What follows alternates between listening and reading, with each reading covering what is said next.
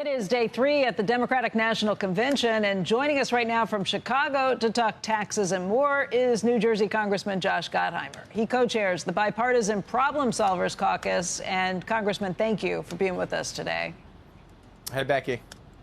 All right, I've been looking forward to talking to you about this because I think it's been kind of interesting watching since last Friday what the campaign has done, Kamala Harris's campaign. They have put out a lot of more progressive policies, and it looks like it is really an effort to try and get out the vote, motivate voters who might not have shown up otherwise. But there were two ways that they could go, either try and get out the vote from the left or try and move towards pulling moderates in. I always think of you as being a moderate in the party, and I just wonder what you think of what we've seen so far this week.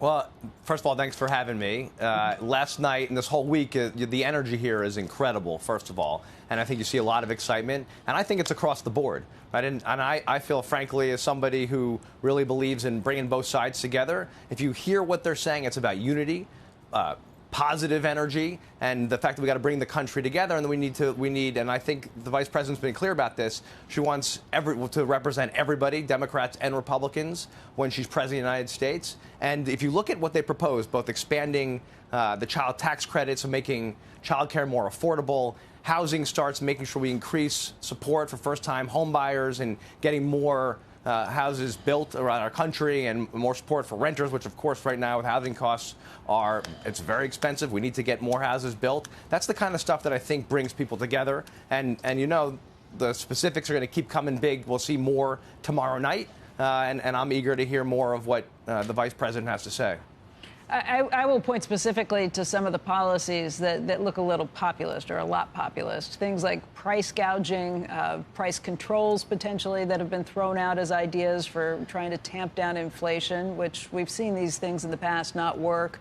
Getting back to the idea of taxing unrealized gains and standing behind that. Those sort of policies have been rolled out this week, and that certainly sets the business community on edge, trying to wonder. And you know, a lot of them are saying, why would you even say things like this when you basically should be saying, I'm not Joe Biden, I'm not Donald Trump, and keeping it at that. She's very intentionally taking a tack to the left, and I assume that has to be to try and get out the vote.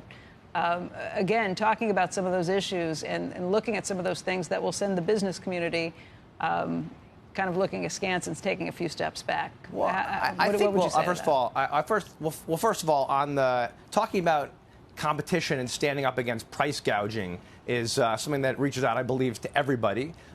We saw very tough years after the pandemic with supply chain issues. But she didn't talk about. She was very clear about that. There's a huge difference between talking about competition and making sure that we address anti-competitive behavior and price controls, which obviously the price margins are only 1-2%. And Josh, you know that's not what caused the inflation. So, and for you to say it with a straight face, it doesn't help your cause at all. You know. But Joe, talking about, as a capitalist, I believe in competition and making sure that there's actual competition. Why didn't the corporations gouge for 40 years, if that's what caused it? How did it suddenly happen? They learned how to gouge 3.5 years ago, and it went to 40-year highs on inflation. And when you talk about unifying, being where you are, you may be unifying intra-DNC, but I can guarantee you that what we're seeing in policies coming out are not unifying policies. And you must know that in terms of the populist. But Joe, they're not unifying to me. They're very divisive. Well, I think we'd all agree that the other side has been clear about burning down the house and taking a much more extreme perspective. That's all I'm saying. No, we can't all agree. I don't think we're going to have to agree to disagree, because I don't agree. But I'm sorry. Go ahead.